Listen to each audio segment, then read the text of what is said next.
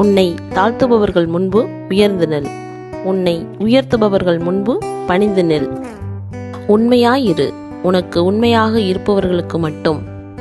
நடிகர் நடிகை ஓய்வு பெற்றதும், நாடாள நினைப்பதும், ரவுடி ஓய்வு பெற்றதும், அரசியல்வாதியாவதும், இராணுவ வீரர் ஓய்வு பெற்றதும், வாட்ச்மேன் வேலைக்கு சேர்வதும் நம் தேசத்தில் மட்டுமே நடக்கும் சோகம்.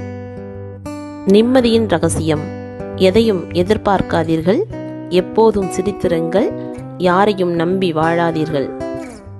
மனதில் மறைத்து வைத்திருக்கும் நியாயமான கேள்விகள் எல்லாம் மறைக்காமல் கேட்டுவிட்டால் மருந்துக்கு கூட ஒரு உறவுகள் கூட நிலைக்காது.